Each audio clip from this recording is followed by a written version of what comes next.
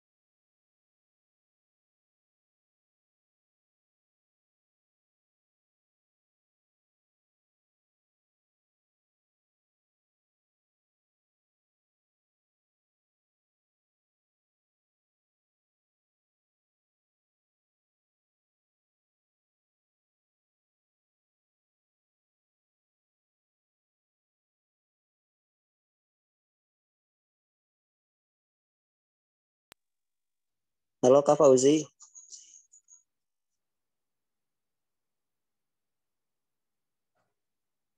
Halo Kak. Halo Kak, udah masuk ya? Ini Kak, coba deh sebelum di share screen, Kakak slide apa sih namanya? Di F5 dulu gitu. PowerPoint ini di F5 dulu buat slideshow. Nah, terus Kakak Alt Tab masuk ke Zoom-nya, baru share screen. Oke. Biar dia ada suaranya, Kak. Afwan ya, Kak. Oke.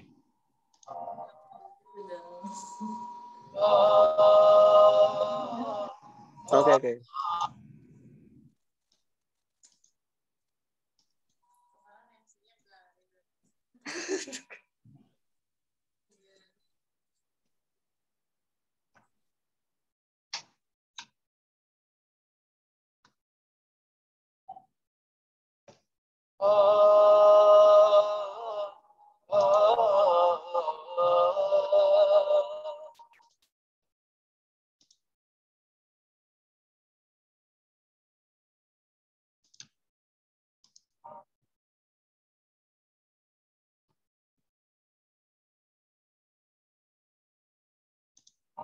Gimana? Ada nggak?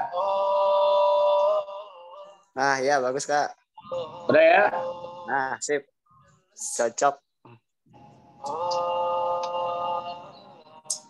Ya. Dan ini dibiarin aja Kak sampai nanti jam 12.15 sampai Ini Kakak mulai. ini apa namanya? Saya mute suara. Kok dia nggak keluar lagi suaranya?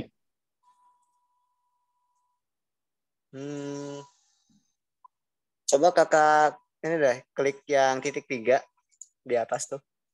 Terus share sound. Bentar. Kita ulang.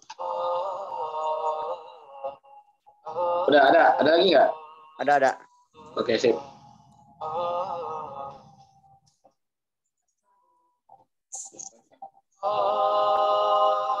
Coba kalau Kakak mute masih ada suaranya nggak? Kenapa? Kalau Kak Fauzi mute, PowerPoint Bentar. masih ada suara nggak? Nggak ada. Wah, hilang ya? Iya. Iya, nggak bisa di mute. Gimana ya? Ya udah nggak apa-apa. Saya nggak usah ngomong. Tapi kan nggak apa-apa, nanti dia ngomongnya kan kalau ada list doang. Ya udah nggak apa-apa, gini aja ya. Kenapa Kak? Ya udah begini aja nggak apa-apa lah. Ya udah ya Kak. Oke. Nggak ada suara-suara aneh kan Kak? Kak Fauzi nggak ada suara, Aman. nggak ada suara-suara perempuan kan? Ada di depan paling.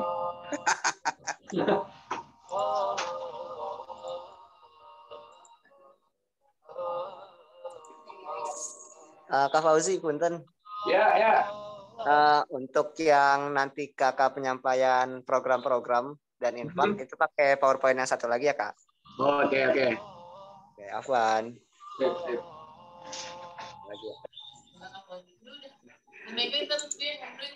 Semangat Kak Fauzi. Siap. Siap. Selamat.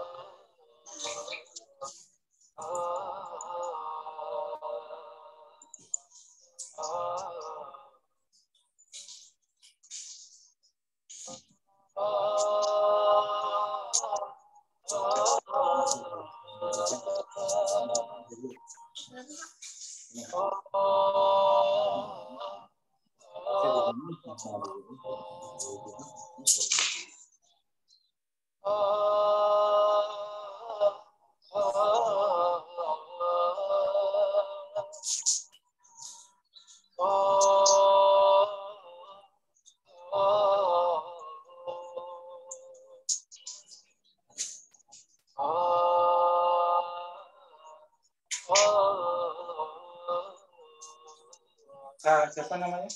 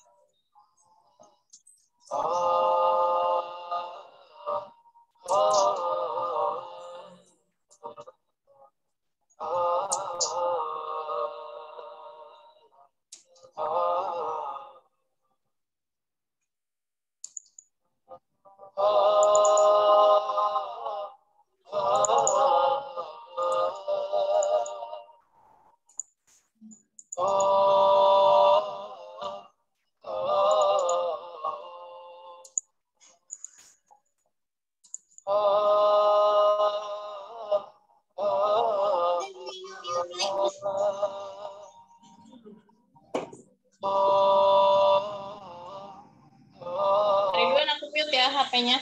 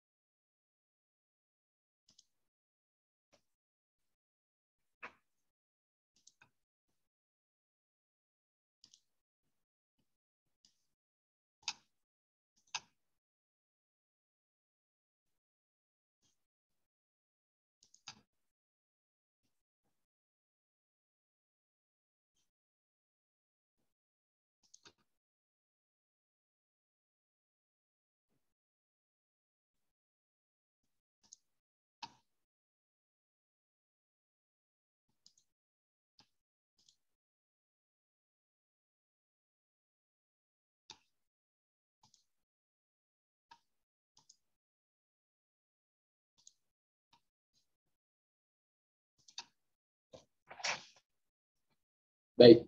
Bismillahirrahmanirrahim. Assalamualaikum warahmatullahi wabarakatuh. Innal hamdalillah nahmaduhu wa nasta'inuhu wa nastaghfiruh wa na'udzu billahi min sururi anfusina wa min sayyiati a'malina. Man yahdihillahu fala mudilla lahu wa man yudlil fala hadiyalah. Asyhadu an la ilaha illallah wahdahu la syarikalah wa asyhadu anna Muhammadan 'abduhu wa rasuluhu la nabiyya ba'dah. Faqad qala Allah Ta'ala fi kitabihil karim wa huwa asdaqul qailin. A'udzu billahi minasyaitonir rajim. Ya ayyuhalladzina amanu taqullaha haqqa tuqatih wa la tamutunna illa wa antum muslimun. Wa qala ta'ala fi ayatil ukhra. A'udzu billahi minasyaitonir rajim. Inna akramakum 'indallahi atqakum. Bapak Ibu, rekan-rekan lintas arta yang dirahmati oleh Allah Subhanahu wa taala, wabil khusus yang sama-sama kita hormati Bapak Arya Damar selaku Presiden Direktur PT Lintas Arta, yang sama-sama kita hormati Panitia Ramadan beserta jajaran pengurus Rohis PT Lintas Arta, juga Bapak-bapak, Ibu-ibu, rekan-rekan karyawan Lintas Arta sekalian yang dimuliakan oleh Allah. Puji beserta syukur marilah kita panjatkan kehadirat Allah Subhanahu wa taala.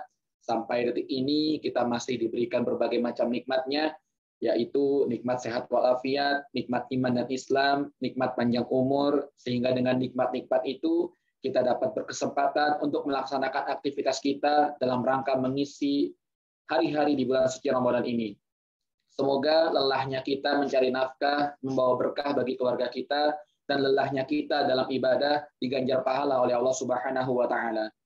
Tak lupa salawat teriring salam kita sampaikan kepada Nabi besar Muhammad SAW, kepada keluarganya, para sahabatnya, dan insya Allah kita sebagai pengikutnya yang senantiasa konsisten mengikuti sunnah-sunnahnya, semoga kelak di yaumil qiyamah diakui sebagai umatnya dan berhak mendapatkan syafaat dari Nabi Muhammad SAW.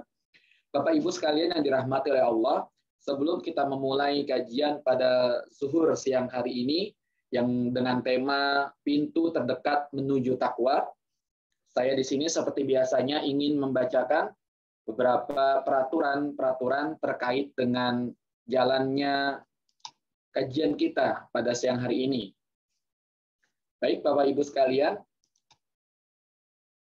untuk peraturan dalam kajian kita, yang pertama adalah dipastikan agar seluruh peserta ikhwan sudah melaksanakan ibadah sholat zuhur sebelum kajian berlangsung atau sebelum mengikuti kajian. Dan untuk peserta akhwat yang tidak sedang berhalangan, dimohon juga sudah melaksanakan ibadah sholat zuhur. Lalu yang kedua, setelah masuk room Zoom, dipastikan agar seluruh peserta kajian dapat menonaktifkan audio demi kelancaran dan ketertiban pelaksanaan kajian kita.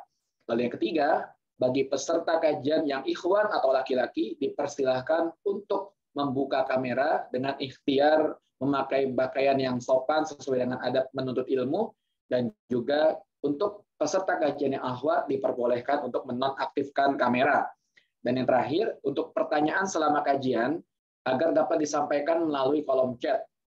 Namun jika nantinya selama kajian berlangsung mendekati sesi tanya jawab belum juga ada pertanyaan yang disampaikan melalui kolom chat, maka Bapak Ibu sekalian dipersilahkan untuk dapat menanyakan langsung secara open cam. Namun begitu, kami mengharapkan partisipasinya untuk kelancaran kajian kita, agar pertanyaan-pertanyaan tersebut lebih baiknya ditanyakan di kolom chat ketika sebelum sesi tanya jawab dilakukan. Baiklah Bapak Ibu sekalian, saya juga ingin menyampaikan beberapa informasi bahwasanya Rohis Lintas Arta juga pada kesempatan Ramadan tahun ini menyelenggarakan banyak kajian, menyelenggarakan banyak kegiatan, di antaranya adalah terdapat kajian tematik yang berisikan ada kaidah bahasa Arab, ada juga kajian tahsinul Quran, dan juga terdapat kajian fikih, yang semuanya diselenggarakan pada periode tanggal 4 April sampai 29 April 2022. Yang mana kajian tematik ini akan berlangsung sebanyak 2 kali dalam sepekan. Dan berikutnya adalah terdapat juga kajian atau pelatihan sholat dan imam. Pelatihan ini berisi tentang tata cara sholat yang baik dan benar, serta pelatihan untuk memahami kewajiban sebagai imam sholat. yang mana kajian ini atau pelatihan ini nantinya akan dilaksanakan pada tanggal 9 April, 15 April, dan 23 April 2022. Lalu terdapat juga acara Ramadan yang dapat diikuti oleh anak-anak dari karyawan PT Lintas Arta, yaitu pesantren kilat online yang akan dilaksanakan pada tanggal 16 dan 17 April 2022 dengan tema besarnya Saatnya Menjadi Juara di Bulan Ramadan. Aktivitas pesantren kilat online ini diantaranya adalah tantangan Ramadan juara, lalu yang kedua ada mentoring motivasi, lalu juga ada proyek kebaikan Ramadan, dan yang terakhir terdapat kegiatan mengenai jelajah Al-Quran. Oleh karenanya, kami menghimbau kepada para karyawan PT Lintas Arta untuk menyemarakan kegiatan Ramadan tahun ini agar dipastikan telah mengikuti berbagai kegiatan-kegiatan yang tadi disebutkan dengan cara mendaftar pada link yang nantinya akan kita berikan di kolom chat atau yang pada saat ini tampil di hadapan kita sama-sama di layar monitor kita semuanya. Jadi diharapkan partisipasinya untuk kita semua bisa mengikuti kegiatan-kegiatan yang sudah disiapkan oleh pengurus Rohis Lintas Arta. Dan yang terakhir, saya juga ingin mengimbau bahwasanya kami mengundang Bapak-bapak, Ibu-ibu, karyawan PT Lintas Arta sekalian untuk turut serta meramaikan, berpartisipasi, juga berkontribusi untuk kegiatan dakwah di Rohis Lintas Arta dengan cara berinfak melalui barcode yang saat ini tampil di hadapan Bapak-bapak, Ibu-ibu sekalian, atau bisa juga ditransfer melalui nomor rekening dengan nomor 70013722437 atas nama Rohis LA, Rohis Lintas Arta. Baiklah Bapak Ibu sekalian, pada kesempatan siang hari ini kita akan melaksanakan kajian zuhur dengan tema pintu terdekat takwa, yang insya Allah pada kesempatan siang kali ini kita akan diisi oleh pembicara kita, oleh guru kita, Al-Ustadz Abu Salma Muhammad. Assalamualaikum Ustadz. Waalaikumsalam warahmatullahi wabarakatuh. Baik. Sehat kabarnya Ustaz? Alhamdulillah sehat walafiat. Alhamdulillah. Baik Ustadz, mohon izin dan Bapak-bapak Ibu-ibu sekalian, sebelum kita memulai kajian, saya ingin menyampaikan profil singkat dari pembicara kita pada siang hari ini.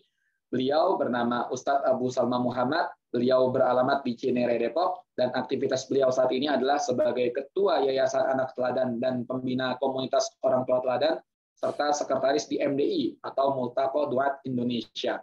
Baiklah, para rekan-rekan karyawan PT Lintas Arta sekalian, kita akan saksikan bersama, kita akan dengarkan sebuah nasihat, sebuah kajian dengan judul Pintu Terdekat Menuju Takwa yang akan disampaikan oleh Ustadz Abu Muhammad. Ustadz memiliki waktu untuk memaparkan materi sampai pukul 13.15 Ustadz. Nanti setelah itu kita akan lanjutkan dengan sesi tanya-jawab sampai pukul 13.30. Baik, kepada Ustadz Abu Salma, kami persilahkan. Naam, jazakallah khair. Bismillahirrahmanirrahim. Nahmaduhu wa nasta'inuhu wa nastaghfiruh wa natubu ilaih. Wa na'udzu billahi min syururi anfusina wa min sayyiati a'malina. May yahdihillahu fahuwal muhtad wa may yudlil falan tajida lahu waliyyan mursyida. Asyhadu an la ilaha illallah wahdahu la syarika lah. Wa asyhadu anna Muhammadan abduhu wa rasuluhu la nabiyya ba'dahu amma ba'du. Bapak-bapak, ibu-ibu yang dimuliakan Allah Subhanahu wa taala, alhamdulillah di siang hari ini kita diperkenankan Allah untuk bisa bersua meskipun secara virtual atau online di bulan yang istimewa dan bulan yang mulia ini. Dan kita insya Allah di siang hari ini kita sama-sama akan belajar bersama dan menelaah. Mungkin teman-teman admin bisa saya diizinkan untuk bisa share screen ya. Sebab di sini ada beberapa slide yang ingin saya tampilkan. Ya. Dan insya Allah di siang hari ini kita akan bicara ya dalam waktu yang singkat ini tentang masalah ketakwaan. Pintu terdekat menuju takwa. Ya. Nah,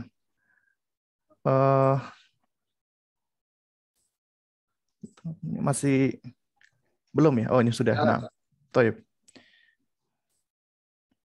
Baik ya. Sudah tampil ya? Ya, sudah. Di slide ya. Alhamdulillah. Nah, baik. Bapak-bapak, ibu-ibu sekalian yang dimuliakan Allah Subhanahu wa taala ya. Pintu terdekat menuju takwa ya. Izinkan di pembahasan awal ini Ya, saya ingin mengajak kepada kita semua untuk merenung bahwa sejatinya kita semua ini berada di muka bumi ini tidak lain dan tidak bukan hanyalah sebagai musafir saja. Ya, kita hanya lewat saja. Dan sungguh alangkah indahnya ucapan Al-Hafidh Ibnul Qayyim rahimahullahu ta'ala di dalam Al-Fawaid yang mengatakan innan nasa mundu khuliqu lam yazalu musafirina. Sesungguhnya manusia semenjak mereka diciptakan statusnya itu enggak lepas dari musafir.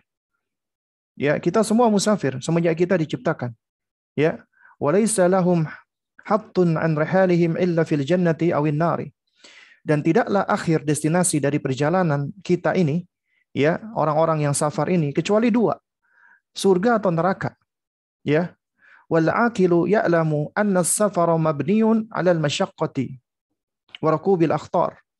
Orang-orang yang berakal mengetahui bahwasanya perjalanan atau safar itu dibangun di atas kesukaran, kesulitan-kesulitan dan mengendarai mara bahaya. Ya. Wa minal mahali 'adatan an yutlaba fihi na'imun wa ladzatun wa rahatun. Suatu hal yang mustahil ketika di dalam perjalanan itu mencari kenikmatan, kelezatan dan ketenangan. Innama dzalika ba'da intihai safar. Sesungguhnya ini semua diperoleh setelah akhir perjalanan. Nah, artinya jamaah sekalian, ketika seseorang melakukan perjalanan atau safar, nggak akan lepas dari yang namanya kesulitan-kesulitan, bahkan bahaya. Kita lelah, capek, letih. Meskipun mungkin di dalam perjalanan kita akan mendapati ada hal-hal yang bagus, yang indah, kita mungkin bisa beristirahat sejenak, tapi kita hanya sekedar transit saja. Seperti ketika kita hendak melakukan perjalanan ya dari Jakarta ke Bandung, ya kita hanya berhenti sejenak di rest area. Kemudian kita akan terus menuju ke tujuan kita. Ya. Dan sungguh sangat merugi orang-orang yang mereka ya ketika melakukan perjalanan pertama mereka tidak tahu destinasinya, hendak menuju kemana mereka. Akhirnya mereka bingung, disorientasi. Atau yang kedua, orang-orang yang salah di dalam menentukan tujuan. Atau yang ketiga, orang-orang yang tidak tahu bagaimana cara jalan, ya, ataupun juga nggak tahu nih bagaimana trayek ataupun peta ya yang bisa menghantarkan ke tujuannya, ya. Dan juga yang keempat adalah juga merugi orang-orang yang sudah tahu tujuannya, udah tahu caranya, jalannya, kemudian mereka tertipu dengan indahnya rest area, kemudian akhirnya mereka tinggal di rest area. Tentunya kita tahu ya namanya rest area itu tempat persinggahan sementara. Ya, bukan tempat tinggal untuk seterusnya, ya. Nah, jadi sungguh merugi orang-orang yang seperti ini. Nah, jamaah sekalian muliakan Allah Subhanahu wa taala, ya. Sesungguhnya perjalanan kita itu masihlah panjang. Sangat panjang sekali. Kalau kita perhatikan kehidupan kita, mulai dari semenjak kita belum berupa sesuatu apapun, artinya kita masih dalam bentuk ruh, ya, di alam ruh. Kemudian Allah Subhanahu wa taala menakdirkan orang tua kita menikah, ya, lalu kemudian akhirnya kita pun terbentuk ya dengan izin Allah. Kita berada di alam kandungan ibu kita. Kita berada di dalam alam janin. Kemudian setelah itu kita dilahirkan di muka bumi ini. Dan ini sebagaimana ya sebuah perkataan yang indah yang mengatakan ad-dunya baina qausaini. Dunia itu seperti di antara dua tanda kurung. Dua tanda kurung, ya. Al-qusul awal huwa miladuka. Tanda kurung pertama adalah kelahiran Anda. Wal qusul tsani huwa mautuka. Tanda kurung kedua adalah kematianmu. Jadi yang paling berarti adalah di tanda kurung tersebut, ya. Nah, kemudian dinasehatkan adalah fadha' bainahuma syai'an mufidan laka wan nas ya fa in ajasta 'anil naf fala tadha' bainahuma madarrah. Ya, maka letakkanlah di antara dua tanda kurung tersebut sesuatu yang bermanfaat untuk dirimu sendiri dan orang lain. Dan jika engkau nggak mampu untuk mendatangkan manfaat, maka janganlah engkau letakkan sesuatu yang membahayakan di antara dua tanda kurung tersebut. Jamaah sekalian, kalau kita perhatikan, semenjak kita dilahirkan di alam dunia ini, maka itulah tanda kurung kita pertama. Dan ini adalah negeri beramal. Ya, negeri kita mengumpulkan bekal-bekal. Karena ketika kita sudah wafat meninggal dunia, kita masuk di alam kubur, maka sudah terputus semua amal kita. Itu adalah tanda kurung kedua, kematian kita. Ya, dan setelah itu sudah tidak ada lagi amal. Yang ada adalah penantian dan jaza, ya, penantian dan balasan-balasan. Lalu kemudian setelah kita wafat, maka kita akan berada di alam barzakh. Di alam barzakh pun kita akan mendapati ujian, kita akan mendapati nikmat, atau kita akan mendapati azab. Ya, makanya ada nikmat kubur atau azab kubur. Lalu kemudian setelah itu Allah Subhanahu wa taala ya memerintahkan Israfil untuk meniup sangkakala, maka hancurlah dunia ini. Ya, kehancuran alam semesta, yaitu di hari kiamat. Kemudian Allah bangkitkan semuanya. Ya, semua makhluk dari awal sampai akhir Allah bangkitkan semua. Kemudian Allah kumpulkan di padang mahsyar. Dan di padang mahsyar ya semua dalam kondisi ketakutan luar biasa. Matahari didekatkan, ya. Dan semua amalan itu ditunjukkan, dan semua dalam keadaan bingung, semua dalam keadaan khawatir, semua dalam keadaan takut, ya. Dan di padang mahsyar ini, di situ ada orang-orang yang mendapatkan kebahagiaan, yaitu mereka mendapatkan syafaat dari Rasulullah sallallahu alaihi wasallam. Yakni mereka masuk surga langsung tanpa hisab. Sementara selebihnya akan dihisab oleh Allah Azza wa Jalla. Dihitung seluruh amalnya. Seluruh amalnya dikumpulkan dan diserahkan, lalu kemudian ditimbang di mizan. Ya. Nah, lalu kemudian manusia pun terbelah menjadi dua. Antara ashabul yamin atau ashabul shimal. Antara golongan kanan atau golongan kiri. Dan ashabul yamin wajahnya begitu ceria, bahagia. Adapun ashabul shimal wajahnya begitu kecut, menderita, suram, gelap. Lalu kemudian ya Rasulullah SAW sudah menunggu di hautnya, di telaganya, ya, menunggu umat beliau. Namun ternyata ada di antara umat beliau yang dihalau menuju ke telaganya Nabi. Padahal siapa yang meminum dari telaganya Nabi tidak akan pernah merasa haus untuk selamanya. Ya. Dan di antara mereka orang-orang yang dihalau ya dari telaganya Rasulullah adalah seorang imam yang zalim, ya, seorang penguasa yang zalim, seorang pemimpin yang zalim. Baru kemudian setelah itu ya manusia digiring ke sirat, yaitu sebuah titian. Siapa yang berhasil melalui titian atau sirat tadi, maka baginya surga, dan siapa yang tidak sampai maka dia akan terhempas jatuh kepada neraka. Jika kita perhatikan, ternyata begitu panjangnya perjalanan kita. Tapi yang paling menentukan adalah alam dunia dan alam kubur. Di antara dua ini. Yaitulah kehidupan kita di dunia ini. Karena itu ya jemaah sekalian, perjalanan kita begitu panjangnya. Inilah yang dimaksud dengan safar tadi. Dan perjalanan kita ini harus ya membutuhkan bekal. Karena apabila kita melakukan perjalanan tanpa bekal, maka tentunya kita akan binasa atau kita akan celaka, ya. Dan Allah Subhanahu wa taala mengatakan di dalam surat Al-Baqarah 197, ya, wa tazawwadu, hendaknya kalian semua berbekal, fa inna khairaz zadi taqwa, dan sebaik-baik bekal adalah takwa. Jadi ternyata bekal terbaik agar kita bisa melalui perjalanan kita yang panjang ini, ya, itu adalah dengan ketakwaan. Baik, jamaah sekalian yang dimuliakan Allah Subhanahu wa taala. Jadi takwa adalah bekal terbaik. Kenapa demikian? Karena dengan ketakwaanlah ya manusia itu bisa sampai kepada keberuntungan, atau takwa menghantarkan kepada keberuntungan atau al-falah. Sebagaimana Allah Azza wa Jalla sebutkan dalam surat Ali Imran ayat 200, wattaqullaha la'allakum tuflihun. Bertakwalah kalian agar kalian semua beruntung, agar kalian semua sukses. Artinya kunci keberuntungan, kesuksesan di dunia dan di akhirat adalah takwa. Anda ingin sukses, Anda ingin berhasil, takwa. Dan tentunya keberhasilan yang paling sejati adalah keberhasilan di akhirat. Kesuksesan di akhirat. Bisa jadi seseorang mungkin di dunia tampak nggak berhasil menurut pandangan manusia. Tapi di sisi Allah dia adalah orang yang sukses.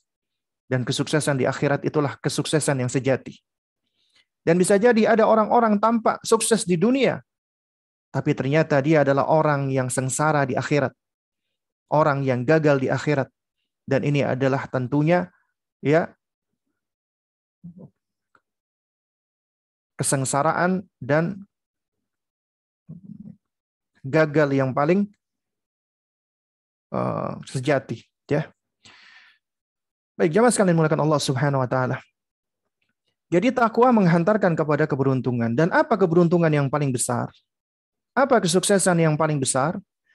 Keberuntungan dan kesuksesan yang paling besar tidak lain dan tidak bukan adalah ketika kita sudah menapakkan kaki kita ke surganya Allah Subhanahu wa taala. Masuk surga itulah kesuksesan yang paling besar. Allah sebutkan ya, ketika hamba-hambanya dimasukkan ke dalam surga itulah fauzul azim. Ya, sebagaimana disebutkan dalam surat An-Nisa 13, Al-Maidah 119, At-Taubah 89, 100, 111, Yunus 64, As-Saffat 60, Ghafir 9, 57, Hadid 12, As-Saff 12, At-Taghabun 9. Itu nanti bisa dilihat. Masuk surga adalah fauzul azim. Atau masuk surga adalah fauzul mubin. Ya, kemenangan yang nyata. Nanti bisa dilihat di surat Al-An'am 16, Al-Jathiyah 30. Atau al-fauzul kabir, kemenangan yang besar. Bisa dilihat di Al-Buruj ayat 11. Dan sejatinya surga atau jannah itu adalah kampung halaman orang-orang beriman. Ya, di akhirat. Karena bapak kita Nabiullah Adam alaihissalam Allah ciptakan di surga, di jannah. Sehingga sejatinya itu adalah kampung halaman kita. Allah Subhanahu wa taala di dalam surat Al-Mu'min 39 Allah berfirman, ya qaumi, ya Allah membawakan ucapan nabinya, ya qaumi innama hadhihi al-hayatud dunya mata'un. Ya, wahai kaumku, sesungguhnya kehidupan dunia ini hanyalah kesenangan sementara. Wa innal akhirata hiya darul qarar. Sementara akhirat itulah negeri yang abadi, negeri yang kekal, ya. Nabi juga bersabda, kun fid dunya ka'annaka gharibun aw 'abirus sabil. Jadilah engkau di dunia seakan-akan seperti orang asing atau musafir, orang yang melakukan perjalanan. Orang asing gharib itu maknanya adalah orang yang tinggal tidak di negerinya. Misalnya Anda berada di Australia misalnya, maka Anda orang asing. Atau ada orang Australia tinggal di negeri kita, di Indonesia, maka dia adalah orang asing. Orang asing adalah orang yang tinggal bukan di negerinya. Artinya dia memiliki negeri. Ya. Nah, kita manusia, dunia ini bukanlah negeri kita. Bukanlah kampung halaman kita. Kampung halaman kita adalah surga. Ya. Tentunya orang-orang yang bekerja misalnya, ya, mereka kerja di negara lain, dia tahu dia tinggal bukan di negaranya. Dan dia di sana bekerja mengumpulkan apa yang bisa dia kumpulkan agar dia bisa berkumpul kembali dengan keluarganya di kampung halamannya. Ya. Itulah orang asing atau gharib. Adapun ya abirus sabil adalah orang yang sedang berlalu, yang sedang lewat. Itu kita. Kita hanya berlalu di dunia ini. Nah, tentunya orang yang berlalu dan lewat itu ada orang yang punya destinasi, yang punya orientasi, sehingga dia berupaya untuk mencapai tujuannya, dan ada orang yang nggak tahu mau menuju kemana dia, orang yang disorientasi.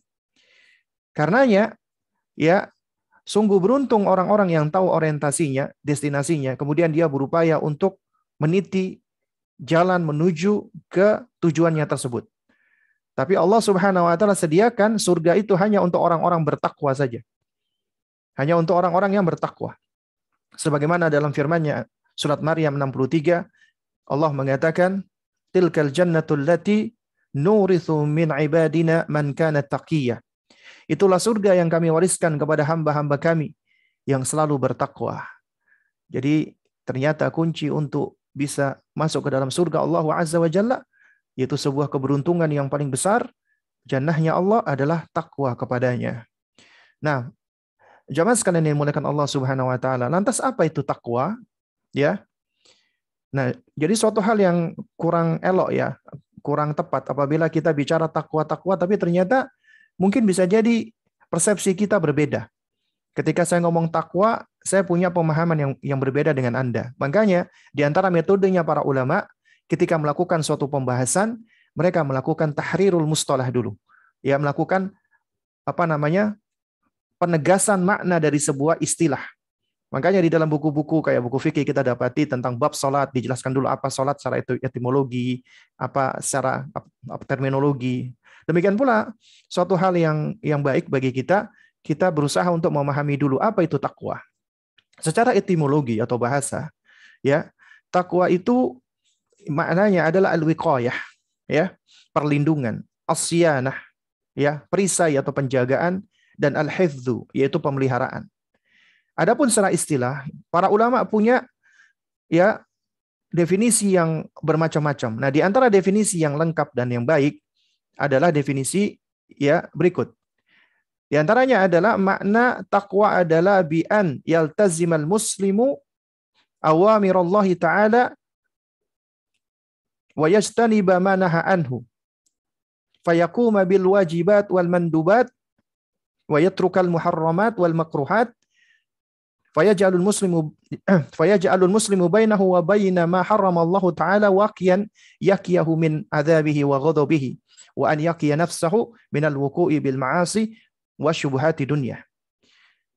Takwa artinya adalah seorang muslim yang beriltizam, yang memegang erat perintah-perintah Allah dan menjauhi apa yang Allah larang.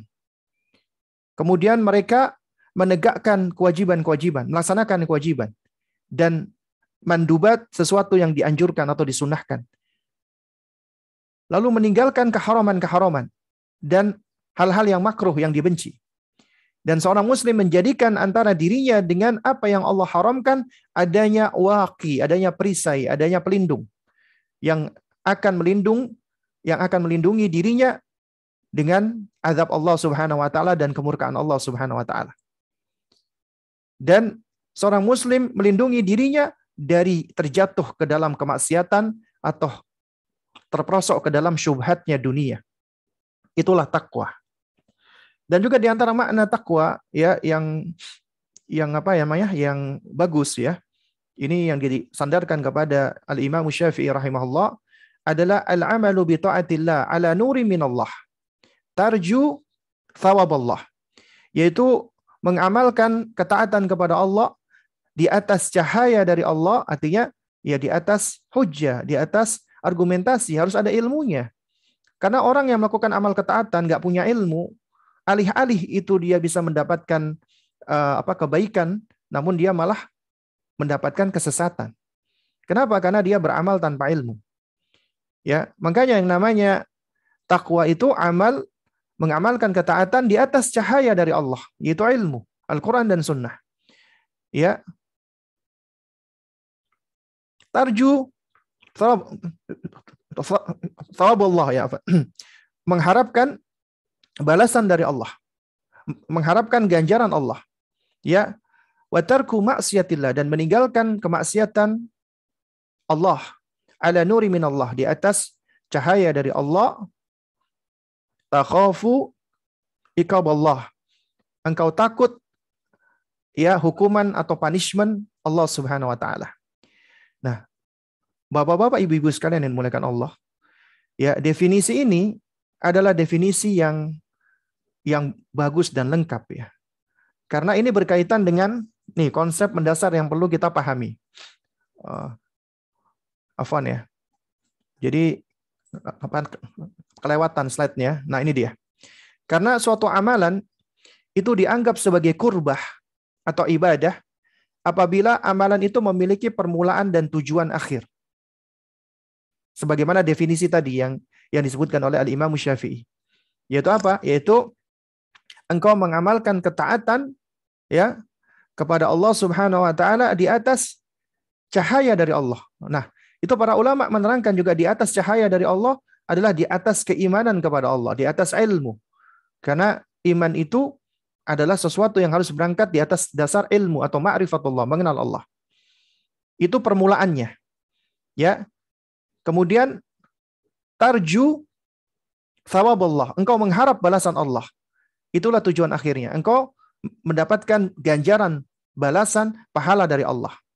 Artinya amalan itu memiliki permulaannya adalah iman, dan tujuan akhirnya adalah ihtisab, mengharap balasan dari Allah, sebagaimana sabda Nabi SAW, man shoma Ramadan, siapa yang berpuasa di bulan Ramadan, imanan, atas dasar keimanan, atau dengan penuh keimanan. Ini permulaannya. Artinya ketika kita berpuasa di bulan Ramadan itu, ya, yang mendorong kita melakukannya adalah keimanan. Itulah permulaan dari, ya, amal qurbah atau ibadah. Harus atas dasar keimanan. Ya. Kemudian wahtisaban, mengharap balasan dari Allah, mengharap pahala dari Allah. Nah, itu adalah tujuan dari kita beribadah, dari kita beramal saleh atau melakukan amal ketaatan, agar kita mendapatkan balasan dari Allah, mendapatkan pahala dari Allah, mendapatkan kecintaan Allah, mendapatkan ridha Allah, ya. Nah, jadi ini adalah konsep yang harus kita pahami, ya, karena kaitannya erat dengan yang namanya takwa. Nah, jamaah sekalian dimuliakan Allah Subhanahu wa taala, ya. Lalu lantas bagaimana cara kita untuk meraih derajat takwa? Nah, jadi sebenarnya ada beberapa cara. Di sini saya akan sebutkan sebagian kecilnya, dan juga saya akan sebutkan dengan ringkas saja karena keterbatasan waktu, ya. Itu yang pertama adalah dengan cara menuntut ilmu syar'i. Karena ilmu itu adalah cahaya. Dan ilmu yang paling bermanfaat adalah ilmu mengenal pencipta kita, Allah Subhanahu wa taala, ma'rifatul Rabb, ma'rifatullah. Karena dengan kita mengenal Allah, semakin hamba mengenal Allah, semakin dia akan mencintai Allah. Karena apa? Karena manusia itu memiliki kecenderungan untuk merasa takjub terhadap sesuatu yang istimewa, apalagi yang sempurna. Dan tidak ada yang paling sempurna kecuali adalah pencipta, Allah Subhanahu wa taala. Ya, Allah sang pencipta itulah yang paling sempurna. Semakin seorang hamba mengenal penciptanya, mengenal sifat-sifatnya, ya, mengenal perbuatan-perbuatannya, mengenal nama-namanya yang sempurna, yang indah, maka semakin mencintai Allah. Karenanya kebanyakan manusia itu mereka, ya, melakukan perbuatan-perbuatan keburukan itu lantaran jauhnya mereka dari ma'rifatullah, jahilnya mereka dari mengenal Allah. Nah, oleh karena itu di antara cara agar kita bisa, ya, meraih derajat ketakwaan adalah dengan kita senantiasa terus belajar mengenali Allah. Bagaimana cara kita mengenali Allah? Allah berikan kita melalui dua ayatnya, dua tandanya. Pertama adalah ayat kauniyah, yaitu dari ciptaan Allah, makhluk-makhluknya. Dan ini orang-orang yang berakal apabila memperhatikan hal ini, maka, ya, mereka akan semakin takjub, semakin mengagungkan Allah dan mencintai Allah. Sebagaimana dalam firman-Nya, "Inna fi khalqis samawati wal ardi wa ikhtilafil laili wan nahari la ayati liulil albab." Sesungguhnya di dalam penciptaan langit dan bumi, bersilih gantinya siang dan malam, itu terdapat tanda-tanda bagi ulil albab, orang-orang yang berakal sehat. Ya. Siapa itu ulul albab? Alladzina yadhkurunallaha qiyama wa qu'uda wa 'ala junubihim. Mereka adalah orang-orang yang senantiasa berzikir mengingat Allah di waktu berdiri, di waktu duduk, di waktu berbaring. Ya. Wa yatafakkaruna fi khalqis samawati wal ard. Dan mereka senantiasa bertafakkur tentang penciptaan langit dan bumi. Semakin dia bertafakkur, memperhatikan, mengobservasi, ya, ciptaan Allah, semakin dia, ya, mendapati Allah begitu sempurnanya. Makanya ucapan ulul albab adalah Rabbana ma khalaqta hadza batilah. Wahai Rabb kami, tidak ada satupun yang Engkau ciptakan ini sia-sia. Ya, Subhanaka maha suci Engkau, ya Allah. Faqina adzabannar. Maka lindungilah, ya, jagalah, peliharalah aku dari neraka. Dan ini semua adalah berangkat dari observasi kita. Kemudian melalui ayat qauliyah, yaitu ayat Al-Qur'an, kalamullah, firman Allah. Ya, ini adalah, ya, tanda yang paling besar yang Allah turunkan bagi hamba-hambanya, bagi manusia, bagi makhluknya, agar manusia bisa lebih mengenal Allah Azza wa Jalla. Dan Allah turunkan wahyunya, kalamnya melalui manusia yang istimewa, yaitu Rasulullah. Sehingga tidak ada ilmu yang paling bermanfaat kecuali ilmu yang dapat menghantarkan kita untuk semakin mengenal Allah, dan juga ilmu yang dapat menghantarkan kita untuk semakin mengenali apa yang Allah ridhai dan apa yang Allah cintai. Ya. Dan itulah ilmu yang paling bermanfaat. Kemudian yang kedua adalah memupuk muraqabatullah, merasa diawasi Allah. Dan muraqabatullah itu terbentuk dengan kita belajar akidah, belajar tauhid, terutama asma wa sifat, mempelajari nama-nama Allah dan sifat-sifat Allah. Allah memiliki nama Al-Alim, Allah Maha mengetahui. Sifat alimnya Allah, mengetahuinya Allah, itu berbeda dengan sifat alimnya makhluk. Karena sifat alimnya Allah itu sempurna. Tidak diawali dengan kebodohan.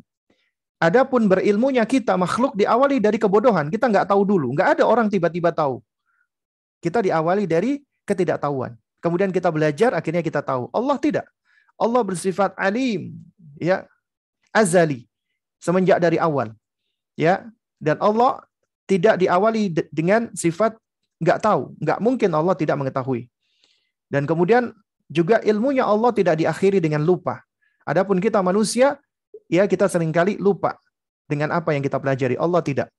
Dan pengetahuan Allah sempurna.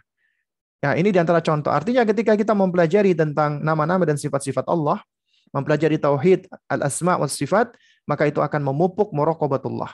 Orang-orang yang selalu merasa diawasi Allah, dia tahu dimanapun dia berada, ya, maka Allah senantiasa mengawasi dia. Karena Allah al-latif, Allah al-khabir, ya Allah Ar-Raqib, Allah As-Sami, Allah Al-Basir, Allah Al-Alim, dan seterusnya. Ya, dia tahu Allah senantiasa mengawasi dirinya, melihat dirinya, mendengar dirinya, mengetahui apa yang dia lakukan. Ya, Allah Maha mengetahui, pengetahuan Allah begitu sempurnanya. Ya, nah, jadi dengan demikian diharapkan akan tumbuh muraqabatullah. Makanya Nabi SAW ketika memberikan nasihat, ya ittaqillaha haitsu ma kuntah. Bertakwalah engkau kepada Allah dimanapun engkau berada. Artinya, haitsu ma kunta, dimanapun engkau berada, ya engkau berada di tempat ramai atau sepi, bertakwa kepada Allah. Engkau berada di tempat yang gelap atau yang terang, bertakwa kepada Allah. Engkau berada di dalam rumah atau di luar rumah, bertakwa kepada Allah. Dimanapun engkau berada, bertakwa kepada Allah. Kenapa? Karena Allah Maha mengetahui semua apa yang engkau lakukan. Kemudian yang ketiga adalah tadabbur Al-Quran. Bukan hanya membaca Al-Quran, bukan hanya menghafal Al-Quran, tapi juga harus mentadaburi Al-Quran. Berusaha untuk memahami makna dan menjiwai makna-makna, ya, apa yang dia baca dari Al-Quran. Di antaranya dengan mempelajari tafsir. Atau minimal membaca terjemah Al-Quran. Ya. Kemudian yang keempat, bergaul dengan orang-orang soleh. Ya. Mujalasatu salihin. Ya, karena apabila orang itu dia bergaul dengan orang-orang soleh, maka insya Allah dia akan mendapatkan kebaikan-kebaikan. Karena sejatinya as-sahibu sahib. Sahabat itu penyeret. Ya, imma sahibu ilal khair wa imma sahibu ilal syarr. Bisa jadi dia menyeret kepada kebaikan atau bisa jadi dia menyeret kepada keburukan. Bahkan sahabat bisa menyeret kepada neraka, waliyadzubillah. Dan juga bisa menyeret kepada surga, alhamdulillah. Apabila kita bergaul dengan orang-orang yang soleh. Kemudian memperbanyak ibadah-ibadah nafilah. Seperti puasa sunnah, sholat sunnah, sedekah, dan seterusnya. Ini diantara kiat-kiat untuk meraih derajat takwa. Nah, jamaah sekalian dimulakan Allah Subhanahu wa taala. Bahasan kita adalah pintu terdekat ya untuk meraih takwa. Dan kita berada di suatu bulan yang istimewa. Bulan yang mana Allah Subhanahu wa taala begitu mengistimewakan bulan ini dibandingkan bulan-bulan yang lainnya. Demikian pula Nabi kita yang kita cintai, Muhammad bin Abdullah alaihi salatu wassalam. Ya. Bahkan ketika bulan ini datang, Nabi berbahagia. Dan Nabi ya sampaikan kebahagiaan beliau dengan menjelaskan tentang keutamaan bulan ini. Yaitu bulan ya, bulan dikatakan oleh Nabi SAW adalah atakum ya syahrun mubarak. Datang kepada kalian bulan yang penuh dengan keberkahan. Artinya ini bulan yang penuh dengan keberkahan. Yang namanya al-barakah, keberkahan, itu adalah ya suatu kebaikan yang apabila kebaikan tersebut jatuh kepada sesuatu, maka sesuatu itu akan dilimpahi dengan kebaikan yang banyak. Apabila keberkahan jatuh kepada makanan kita akan mengenyangkan meskipun sedikit. Apabila jatuh kepada harta kita akan mencukupi meskipun secara nominal nggak banyak. Apabila keberkahan itu jatuh ke anak kita akan menjadi anak yang saleh. Apabila keberkahan itu jatuh kepada waktu kita, maka waktu kita akan menjadi produktif. Karenanya kalau Anda dapati waktu Anda misalnya kok seakan-akan cepat banget waktu berjalan sementara Anda nggak banyak menghasilkan sesuatu, itu bisa jadi waktu kita nggak berkah. Atau misalnya ketika kita udah makan banyak nggak kenyang-kenyang, makanan kita bisa-bisa nggak berkah. Atau misalnya kita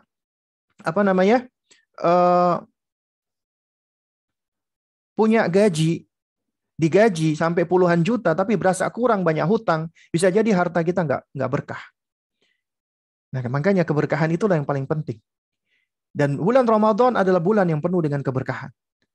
Bulan di mana di dalamnya pintu-pintu surga dibuka lebar-lebar. Pintu langit dibuka, pintu rahmat dibuka, pintu neraka ditutup rapat-rapat. Syaitan-syaitan dibelenggu, ya. Dan di setiap malam di bulan Ramadan ini ada utaqa, ya, orang-orang yang Allah merdekakan atau Allah bebaskan dari siksa neraka. Ya.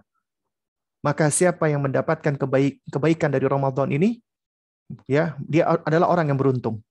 Namun siapa yang lewat dari kebaikan bulan ini, maka sungguh dia orang yang sangat merugi. Allah Subhanahu wa taala di dalam surat Al-Baqarah 183 berfirman, "Ya ayyuhalladzina amanu, wahai orang-orang yang beriman, kutiba alaikumusyamu kama kutiba alal ladzina min qablikum." Ya, telah diwajibkan atas kalian berpuasa sebagaimana diwajibkan orang-orang sebelum kalian. Untuk apa? La'allakum tattaqun, agar kalian menjadi orang-orang yang bertakwa. Jadi di antara sarana kita untuk bisa meraih ketakwaan adalah berpuasa. Allah menerangkan secara tegas di sini, ya, ketika Allah perintahkan kaum muslimin atau orang-orang beriman untuk berpuasa, itu tidak lain dan tidak bukan tujuannya untuk apa? La'allakum tattaqun, agar kalian bertakwa kepada Allah Subhanahu wa taala, ya. Nah, jamaah sekalian dimuliakan Allah Subhanahu wa taala. Kalau kita perhatikan, ya, apa unsur takwa di dalam ibadah puasa? Sehingga dengan melaksanakan puasa kita bisa mencapai derajat muttaqin. Di antaranya ini sebagaimana yang kami sarikan, ya, dari penjelasan, ya, Al-Allamah Abdurrahman bin Nasir As-Sa'di rahimahullah, ya, di dalam tafsirnya surat Al-Baqarah 183 tadi. Karena di dalam puasa Anda melaksanakan perintah Allah, yaitu siyam, ya. Dan juga ketika Anda melaksanakan perintah Allah ini, orang-orang beriman itu semangat di dalam melaksanakan amalan ketaatan-ketaatan lainnya. Bukan cuma siyam tapi juga qiyam, ya, tilawah, sedekah, dan seterusnya. Ya, dan ini adalah takwa, karena takwa adalah melaksanakan perintah Allah Azza wa Jalla. Bahkan bukan hanya melaksanakan, namun juga di sini bersemangat di dalam melaksanakan perintah-perintah Allah dan juga perintah Rasulullah. Kemudian yang kedua, di dalam ibadah puasa kita meninggalkan, ya, larangan-larangan, ya, meninggalkan perkara-perkara yang asalnya mubah. Makan, minum, jima, ini perkara syahwat jiwa. Ya, yang hukum asalnya mubah, boleh, kecuali jima. Karena kata para ulama mengatakan al-aslu fil abda' haram. Hukum asal, mohon maaf, menggunakan kemaluan itu haram, kecuali dengan cara yang halal, yaitu pernikahan. Artinya ketika Anda sudah menikah, Anda punya pasangan, suami atau istri, maka jima dengan suami atau istri itu halal, bahkan bisa mendatangkan pahala. Demikian pula makan dan minum. Ya. Tapi ternyata makan, minum, dan jima di bulan Ramadan itu dilarang. Dan ini asalnya adalah perkara-perkara yang disukai jiwa. Nah, apabila kita mampu menahan diri dari perkara-perkara yang asalnya mubah, maka jiwa akan terlatih untuk bisa meninggalkan perkara-perkara yang haram. Ya. Dan ini semua dilakukan dalam rangka apa? Dalam rangka untuk mendekatkan diri kepada Allah. Kemudian yang ketiga, dengan puasa akan melatih jiwa kita. Melatih, karena jiwa itu butuh dilatih. Jiwa itu ibaratnya seperti anak yang masih disusui. Ya, apabila kita manjakan, maka dia akan tumbuh menjadi, ya, jiwa yang manja. Namun apabila kita latih, kita didik, kita disiplinkan, maka dia akan menjadi jiwa yang tumbuh di dalam kedisiplinan. Ya. Nah, di antara caranya dengan berpuasa. Puasa melatih jiwa untuk bisa menahan diri. Sebagaimana makna atau definisi as-siyam atau as-shaum adalah al-imsak, menahan diri. Imsak itu artinya menahan diri. Bukan hanya menahan diri dari makan, minum, dan jima, tapi juga menahan diri dari perkara-perkara yang dapat, ya, menyebabkan pahala puasa kita menjadi berkurang atau hilang. Ya, seperti riba, namimah. Artinya bukan cuman perut dan di bawah perut kita saja yang berpuasa, tapi mata kita juga berpuasa, mulut kita juga berpuasa, pendengaran kita juga berpuasa, tangan kita juga berpuasa, kaki kita juga berpuasa, ya. Nah, ini semua adalah melatih, ya, melatih jiwa dan juga melatih fisik sebenarnya, ya, untuk menahan diri dari segala bentuk keburukan-keburukan, ya, baik itu syahwat ataupun ya ajakan hawa nafsu. Kemudian yang keempat, mengekang jalannya syaitan di dalam saluran darah. Karena di dalam ya hadis Nabi, syaitan itu merasuki manusia pada saluran darahnya. Nah, ketika puasa, saluran syaitan tersebut menyempit, akhirnya maksiat pun akhirnya berkurang. Ini sebagaimana disebutkan oleh Syekh Abdurrahman bin Nasir As-Sa'di rahimahullah dan juga disebutkan oleh Al-Hafidz Ibnul Qayyim rahimahullah. Kemudian yang kelima, ya, merasakan lapar, letih dan lesu. Tubuh kita ketika dilatih untuk turut merasakan kesulitan-kesulitan, laparnya, letihnya, lesuhnya, maka ini akan membangun sensitivitas jiwa kita. Karena kita akan merasakan apa yang dirasakan oleh orang-orang yang nggak mampu.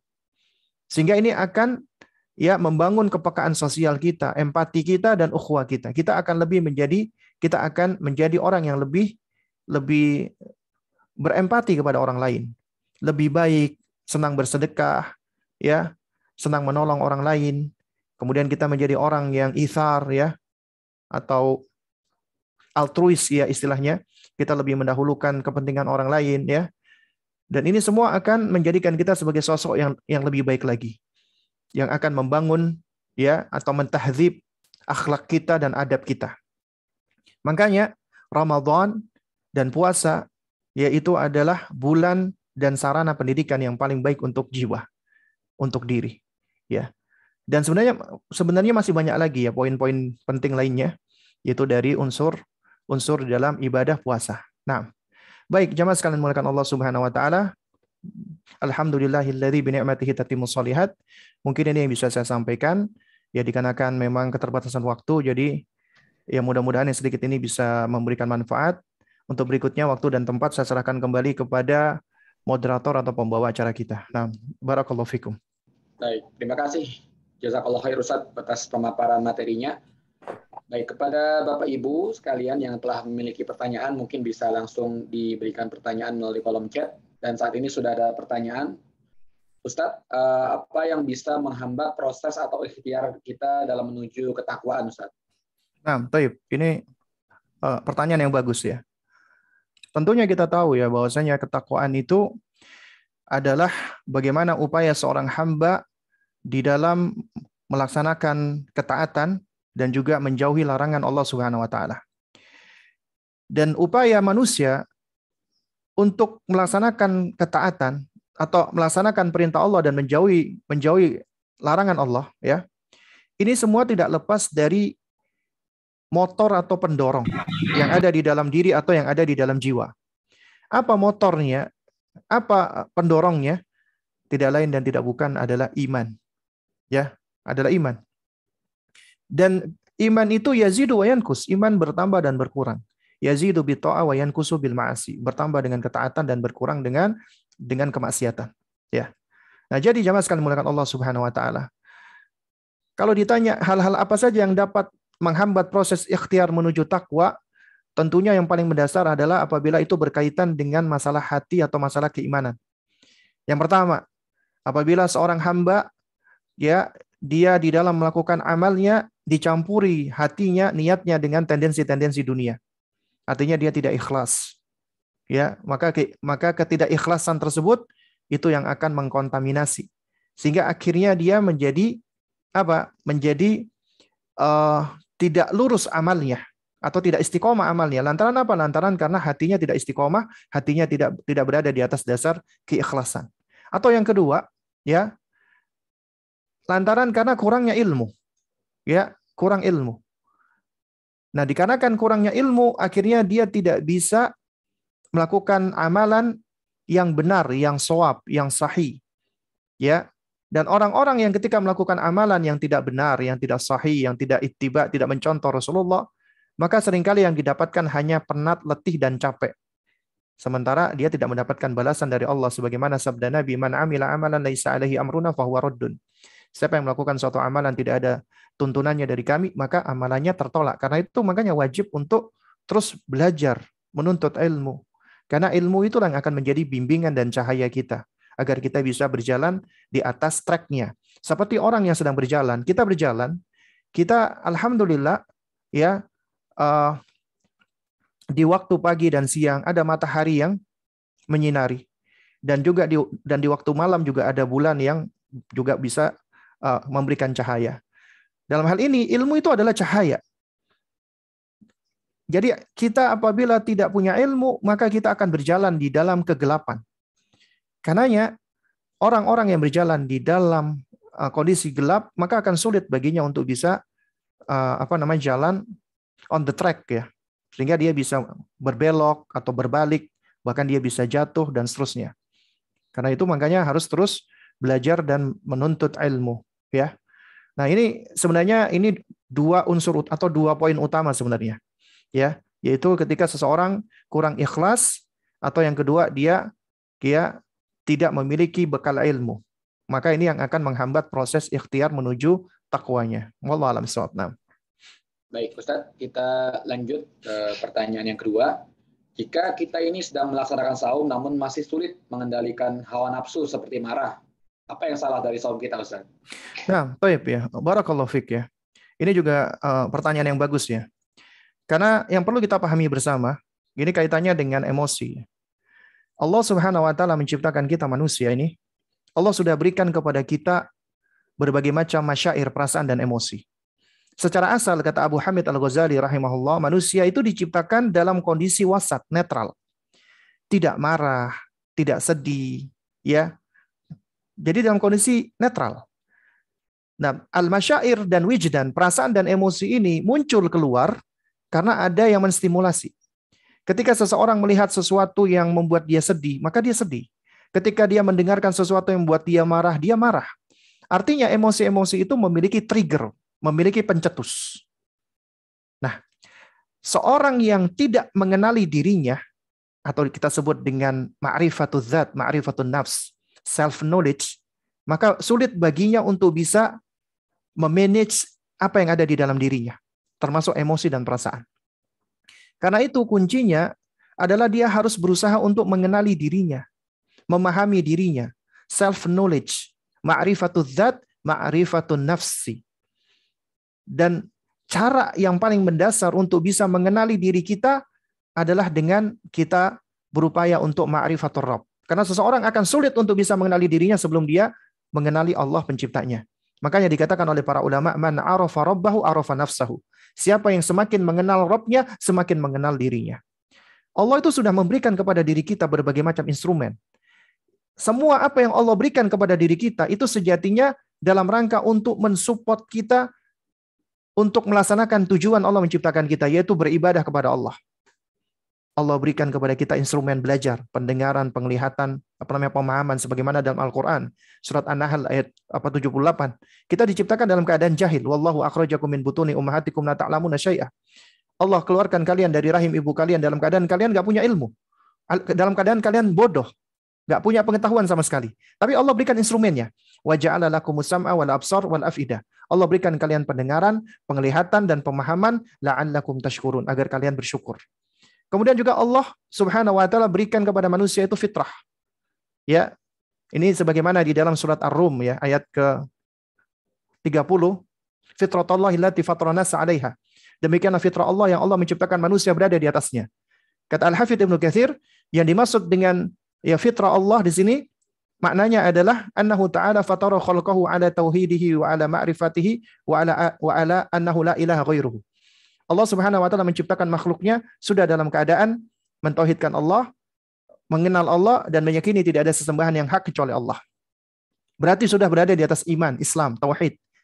Semua makhluk, semua manusia diciptakan Allah ketika lahir semuanya itu dalam kondisi fitrah, bersih, berada di atas iman dan tauhid. Tapi yang merusak orang tuanya. Yang pertama kali merusak fitrah itu orang tuanya. Makanya kata Nabi, ma min mauludin illa yuladu alal fitrah. Tidaklah anak yang dilahirkan kecuali berada di atas fitrah, yaitu Islam. Fa abawahu yuhawwidanihi wa yunassiranihi wa yumajjisanihi. Kedua orang tuanya menjadikan dia Yahudi, Nasrani atau Majusi. Nah, itu fitrah. Kemudian yang ketiga, Allah berikan kepada kita itu perasaan dan emosi. Nah, ini seringkali kita banyak yang lalai atau banyak yang nggak tahu. Ya, memang Allah berikan kita perasaan-perasaan dan emosi itu, itulah yang akhirnya mendefinisikan kita sebagai manusia. Karena manusia bisa bersedih, bisa berbahagia, bisa menangis, bisa tertawa. Itu manusia, dan itu manusiawi. Anda marah, Anda sedih, Anda kecewa, Anda bahagia, itu manusia. Dan tidak ada yang salah dengan itu, karena emosi-emosi itu adalah majbulah, sesuatu yang tertanam di dalam diri. Udah Allah tanamkan di dalam diri kita. Tapi seringkali kita itu belum tahu. Kenapa Allah tanamkan emosi-emosi ini? Kenapa kok nggak Allah tanamkan hanya kebahagiaan saja? Kenapa kita kok harus merasakan kesengsaraan? Dan itulah ujian. Allah uji kita di muka bumi ini. Allah uji, sehingga dengan ujian itu kita akan merasakan yang namanya siklus kehidupan.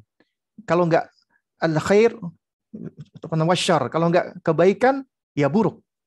Ya, dalam kacamata kita manusia. Tapi sejatinya semuanya itu adalah kebaikan.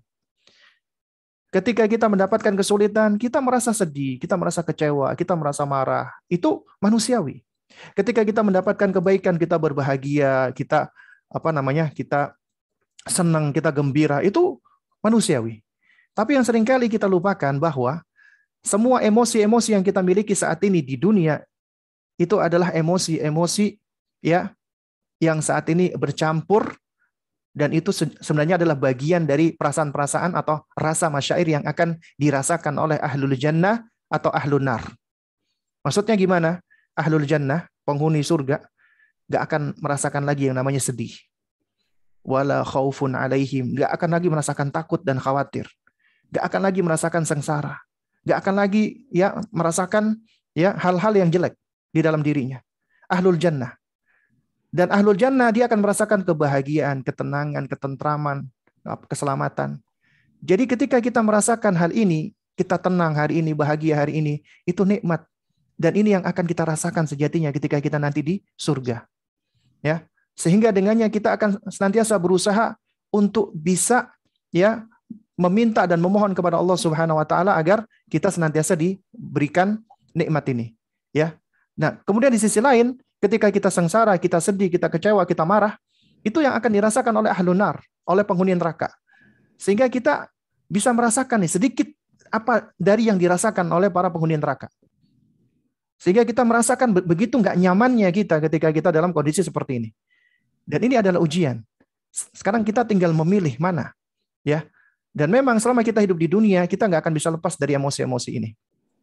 Orang-orang yang beriman, ketika dia lagi marah, ketika dia lagi kecewa, ketika dia lagi sedih, dan seterusnya, maka itu menjadikan dirinya, bahwasanya dirinya itu semakin butuh kepada Allah. Dia semakin mendekat kepada Allah. Dan emosi-emosi negatifnya ini tidak malah menjadikan dia ya mewujudkan perbuatannya di dalam hal-hal yang malah mendatangkan dosa dan kemaksiatan. Nah, karena itu kuncinya ya adalah kita berusaha untuk mengenal diri kita, mengenali emosi diri kita. Ya, baik ini kita tahu ya nasihat Nabi, la taghdab, janganlah engkau marah. Kita seringkali banyak yang lupa bahwasanya makna dari la taghdab, kata Syekh Dr. Khalid As-Sabat, adalah janganlah engkau mencari sebab-sebab yang dapat men-trigger, mencetuskan kemarahanmu. Karena nggak mungkin kamu marah tanpa ada pen-triggernya. Pasti ada pencetusnya. Dan yang kedua, apabila engkau telah marah, engkau sudah emosi, maka tahanlah. Ya, ini adalah cirinya orang bertakwa. Ketika dia sudah marah, dia tahan, ya, dia dia tidak mengeluarkan kemarahannya dengan hal-hal yang negatif. Ya, karena Anda marah itu tidak berdosa. Yang berdosa apabila kemarahan itu sudah terwujudkan di dalam ucapan dan perbuatan. Itu yang akan dihisap oleh Allah, amal kita, perbuatan kita atau ucapan kita. Tapi kalau kita marah di dalam hati, itu kita nggak dosa. Bahkan kalau kita mampu menahannya, kita akan mendapatkan pahala yang besar. Dan kemudian yang terakhir ya berkaitan dengan jangan marah tadi, ya, la taghdab, Yaitu ini mengharuskan kita untuk mengenali diri kita. Apa sih yang menyebabkan kita marah? Berarti kita harus bisa pertama mengidentifikasi emosi kita. Karena nggak sama loh ketika Anda lagi capek, Anda marah. Lagi sedih, Anda marah. Lagi ngantuk, Anda marah. Semuanya diwujudkan dengan kemarahan. Padahal ya sedih, kecewa, ngantuk, dan yang semisalnya itu bukan marah.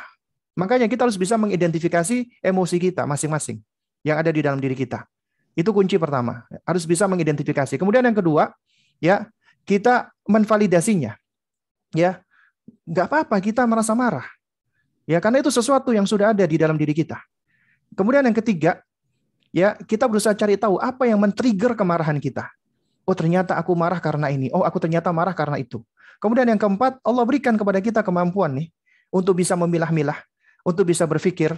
Kita lihat layak enggak sih perkara tersebut men-trigger emosi kita. Layak enggak sih kita marah hanya gara-gara seperti itu? Nah, sehingga dengan demikian kita akan kontemplasi, ya, kita berusaha untuk berpikir ulang. Kok kayaknya aku gara-gara masalah kayak gini aja kok marah? Ini kayaknya kok nggak layak. Akhirnya kita berusaha untuk apa? Untuk melatih diri. Itu diawali dari kita mengenali diri kita. Nah, kemudian setelah itu baru kita bisa memanage emosi kita ataupun perasaan-perasaan kita. Ya, ini sebenarnya adalah konsep yang sudah dijelaskan sebenarnya di dalam agama kita. Nah, jadi ini sebenarnya bukan kaitannya dengan puasa, tapi puasa dapat melatih seseorang. Karena umumnya orang-orang ketika dia dalam kondisi lapar, capek, penat, lesu, kemudian dia melihat sesuatu yang sering dapat menjadi pencetus kemarahan dia, nah itu menjadi ujian buat dirinya. Makanya orang-orang yang dia mampu menahan emosinya, amarahnya dalam kondisi ketika dia berpuasa, maka dia akan lebih mampu lagi untuk menahan emosinya, amarahnya ketika dia dalam kondisi ya tidak dalam keadaan berpuasa. Makanya ini adalah sarana pelatihan yang istimewa. Nah, wallahu a'lam bishawab.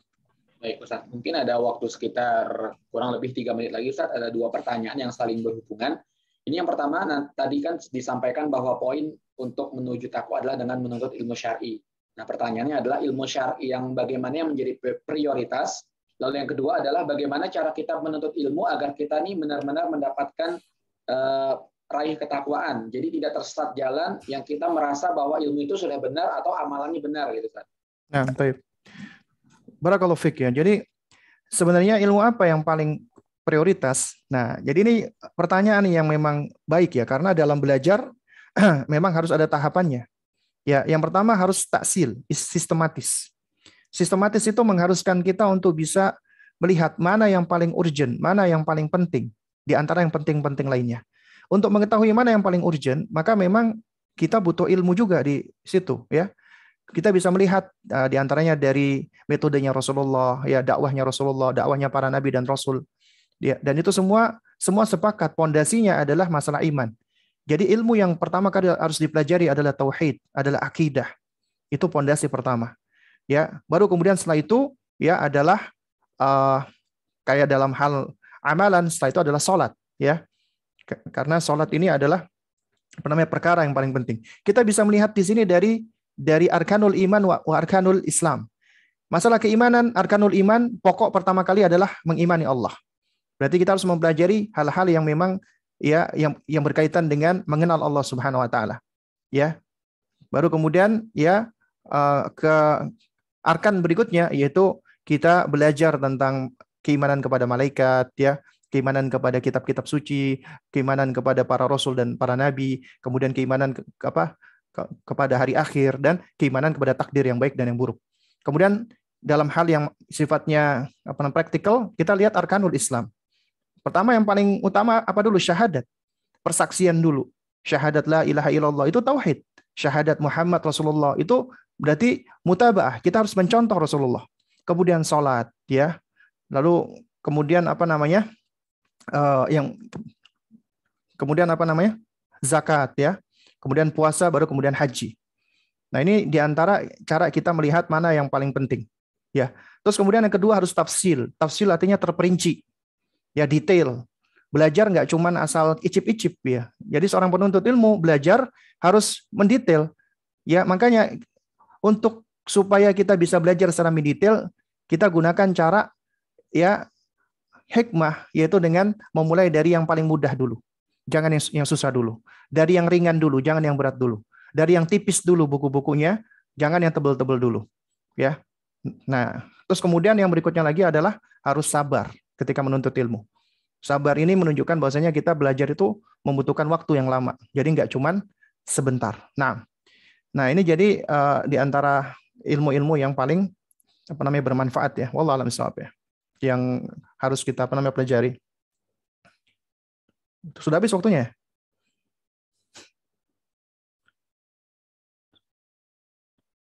Suara antum nggak keluar tuh. Baik, maaf Ustaz. Jadi ada satu pertanyaan lagi Ustaz yang belum terjawab. Oh iya. Caranya bagaimana agar kita tidak tersesat dalam menuntut ilmu gitu, sehingga kita tuh terpaku bahwa amalan ini sudah benar, ternyata belum benar gitu. Nah, baik. Untuk bisa mengetahui bagaimana caranya, itu yang pertama adalah ketika kita belajar, kita harus intiqa, harus selektif mencari guru. Ini metodenya para ulama salaf dahulu. Ya, kita lihat ini para ulama salaf kita dahulu seperti Muhammad ibnu Sirin, ya, Abdullah ibnu Mubarak, ya. Kemudian Imam Yahya bin Ma'in dan yang lain dan sebagainya. Mereka punya ucapan yang saling mirip, yaitu al-ilmu huwad din fanzuru amman ta'khuduna dinakum. Ilmu itu adalah agama, maka perhatikanlah dari mana kamu mengambil agamamu. Jadi, yang pertama adalah harus selektif. Selektif belajar, mencari guru. Maka kita harus berusaha untuk untuk memastikan dan kita berusaha untuk supaya diri kita yakin ketika kita belajar dengan seorang guru, bahwasanya guru ini dia memang akidahnya benar, akhlaknya baik, manhajnya lurus dan seterusnya. Terus kemudian yang kedua adalah ya kita minta bimbingan Allah Subhanahu wa taala. Kita minta hidayah kepada Allah Subhanahu wa taala. Karena tetap yang bisa menjadikan kita ya berada dalam al-haq itu hanya Allah Subhanahu wa taala. Ya. Sehingga kita setiap waktu selalu butuh hidayah Allah Subhanahu wa taala. Inilah hikmah kenapa 17 kali dalam sehari minimal kita mengucapkan ihdinas siratal mustaqim. Ya Allah, tunjukilah kami jalan yang lurus, ya. Jadi terus minta hidayah dan bimbingan dari Allah Subhanahu wa taala. Selama kita senantiasa meminta bimbingan dan hidayah dari Allah dengan keikhlasan, ya, dengan terus ya kita tadarruan, ya. Insyaallah Allah Subhanahu wa taala tidak akan membiarkan hamba-hambanya yang merendahkan diri di hadapan Allah, yang meminta kepadanya itu dalam keadaan mereka tersia-siakan. Karena itu apabila Anda terus berdoa kepada Allah, insya Allah Allah akan berikan Anda bimbingan. Nah, kemudian setelah itu ya baru Anda terus berusaha untuk berjalan di atasnya, berusaha untuk istiqomah, ya. Intinya kita cuma bisa ikhtiar, kemudian kita tawakal. Wallahu a'lam bishawab. Baik Ustaz, karena waktunya sudah habis, jazakallahu khair Ustaz atas pemaparan materinya mengenai pintu terdekat menuju takwa beserta menjawab beberapa pertanyaan. Kami ucapkan terima kasih banyak atas waktunya. Dan demikianlah Bapak Ibu sekalian yang kami hormati, telah selesai kajian kita. Dan untuk Ustadz Abu Salma, jika ada kegiatan lain, kami persilahkan untuk meninggalkan room kajian ini. Oke, baik. Saya pamit ya. Ya, baik Ustadz. Jazakumullah khairan wa barakallahu fikum. Baik Ustadz. Baik Bapak Ibu sekalian yang dirahmati Allah, sebelum kita tutup, kami mengingatkan kembali bahwasanya terdapat beberapa program menarik dalam kegiatan Ramadan ini yang telah disediakan oleh Royce Lintas Arta. Yang pertama adalah kajian tematik, bahwasanya terdapat kajian kaidah bahasa Arab, lalu ada tahsin Quran, lalu juga ada fikih yang dilaksanakan pada periode 4 sampai 29 April yang akan dilaksanakan 2 kali dalam sepekannya. Lalu juga ada kajian atau pelatihan mengenai tata cara menjadi imam sholat dan sholat yang baik. Ini akan dilaksanakan pada tanggal 9, 15, dan 23 April. Lalu yang terakhir adalah ada Sanlat atau pesantren kilat online yang dapat diikuti oleh anak-anak dari karyawan PT Lintas Arta. Update-nya sampai saat ini telah terdapat pendaftar pada pelatihan sholat dan imam ada 3 orang, dan juga Sanlat baru 1 anak, dan tematik baru 14 orang. Maka dimohon partisipasinya kepada para peserta, para karyawan PT Lintas Arta untuk dapat mengikuti kegiatan-kegiatan menarik pada kegiatan Ramadan ini. Dan kami menghimbau juga untuk dapat berpartisipasi menyemarakan kegiatan dakwah Rohis Lintas Arta dengan turut berpartisipasi dalam berinfak demi keberlangsungannya acara kegiatan Rohis Lintas Arta, khususnya di bulan suci Ramadan ini, dengan bisa langsung scan barcode yang saat ini tampil di hadapan kita, atau bisa langsung ditransfer ke nomor rekening 700-1372-437 atas nama Rohis Pintas Arta. Baiklah, Bapak Ibu sekalian dirahmati Allah, telah selesai kajian zuhur kita pada kesempatan siang hari ini. Insya Allah kita akan bertemu kembali pada esok siang di kajian zuhur berikutnya dengan tema Orang Pintar Pilih Takwa yang insya Allah akan dibahas atau disampaikan oleh Ustadz Aris Munandar.